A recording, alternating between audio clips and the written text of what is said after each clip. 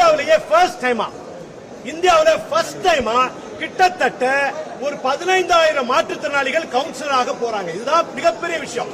Community எலெக்ஷன்லயே நிக்காம community paste rehabilitation, அதாவது அவர்கள் வாழுகின்ற இடத்திலேயே மறுவாழ்வு கொடுக்க வேண்டும். மாற்றுத்திறனாளிகள் ஏழை சொல் அம்பலம் ஏறாது என்று பல நேரங்களிலே நாங்கள் பொருந்தியது உண்டு, மனதிலே வருத்தங்கள் உண்டு. கிராமப்புறத்தில் ஒரு கழிவறை இல்லை என்று, மாற்றுத்திறனாளிகளுக்கு ஒரு பாத்ரூம் இல்லையே, இது ஏன் இங்கே இல்லை என்று நாங்கள் அடிக்கடி கேள்வி கேட்டுக்கொள்வோம் எங்களுக்குள்ளே. அப்ப இதையெல்லாம் முடிவெடுக்கின்ற இடத்திலே மாற்றுத்திறனாளிகள் இல்லாமல் இருப்பதனால்தான் out of sight is out of mind என்று சொல்வார்கள். கண்ணில் படாத வரைக்கும் நெஞ்சத்தில் நிறைக்காது என்று சொல்வார்கள். அந்த வகையிலே நாங்கள் எல்லாம் மாற்றுத்திறனாளிகளுக்கு ஏதுவாக அணுகத்தக்கதாக விஷயங்கள் மாறணும் என்றால் முடிவு கேட்கின்ற இடத்திலிருந்து கொடுக்கின்ற இடத்திற்கு வர வேண்டும். அப்படி நடந்தால்தான் மாற்றுத்திறனாளிகளுக்கு அணுகத்தக்கதாக விஷயங்கள் மாறும் என்று நாங்கள் தொடர்ச்சியாக குரல் கொடுத்து வந்தோம்.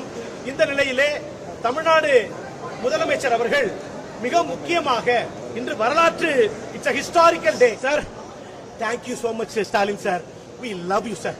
இந்த வார்த்தை thank you is a small word sir. Sir thank you சொல்லி முடியாது சார்.